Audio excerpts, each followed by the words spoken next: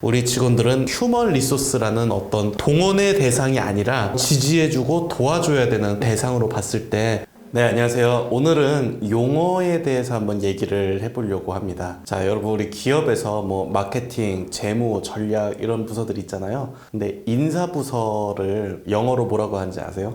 HR이라고 합니다. HR. 그래서 인사 관리를 HRM, HR 매니지먼트의 M, 그리고 인력 개발을 HRD, HR 디벨롭먼트라고 합니다. 자, 그럼 이 HR이 무슨 뜻일까요? 아시는 분들은 아시겠지만은 휴먼 리소스의 약자입니다. 휴먼 리소스. 우리말로 하면은 이제 인적 자원이라는 말로 번역을 해서 쓸 수 있습니다. 그래서 HRM이라고 하면은 이제 인적 자원 관리라는 뜻으로도 쓰고요. HRD는 인적 자원 개발이란 말로도 씁니다.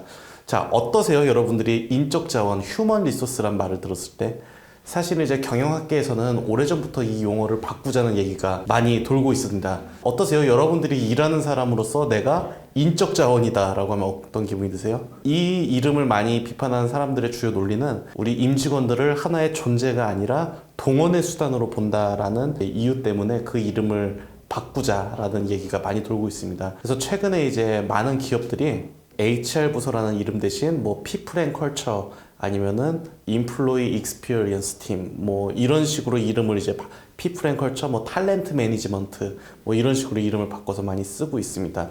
자, 이런 것처럼 형식은 내용을 지배한다라는 말이 있죠. 우리가 어떤 용어를 쓰느냐에 따라서 내용도 그렇고 관점도 바뀌는 경우가 많이 있는 것 같아요. 그래서 제가 좀 예를 좀 들어보겠습니다. 지난 영상에서도 간단하게 말씀을 드렸는데요. 우리가 일단 성과 평가라는 말을 한번 생각을 해볼게요. 그전에는 뭐 이제 곡과 면담 뭐 이런 말도 했었죠. 성과 평가를 영어로 하자면은 퍼포먼스 이밸류에이션입니다. 자, 어떤 느낌이 드세요? 이밸류에이션이라고 하니까 뭔가 부담이 되고 뭔가 내가 평가를 받아야 된다는 거에 있어서 좀 답답함이 있죠.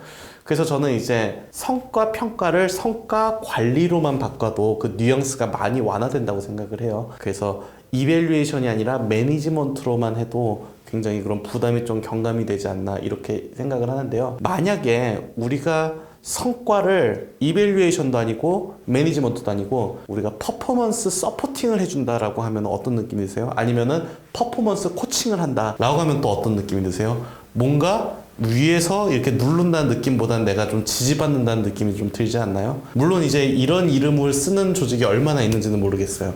근데 저는 이제 우리가 직원들을 바라보는 관점이 이렇게 변해야 된다고 많이 얘기를 하고 다닙니다. 우리 직원들은 휴먼 리소스라는 어떤 동원의 대상이 아니라 우리가 어떤 지지해주고 도와줘야 되는 그런 대상으로 봤을 때 조금 더 동기부여가 되고 높은 성과를 내지 않나 이런 말씀을 많이 드리고 있고요. 우리는 이제 어떻게 마음을 먹느냐에 따라서 사실 그 사람의 행동이나 그런 것들이 많이 바뀌잖아요. 그래서 우리가 직원들을 볼 때, 이 사람은 별로 내가 관리를 해줘야 되는 대상이야. 내가 평가해야 하는 대상이고, 내가 가르쳐야 되는 대상이야. 라고 한계를 지어버리면 실제로 그런 사람이 되게 됩니다. 하지만은 이 사람 내가 지지해줘야 되는 사람이고, 내가 도와줘야 되는 사람이고, 내가 어떻게 최고의 성과를 낼 수 있도록 해줘야 되는 대상이다라고 보면은 또 그런 게 되겠죠.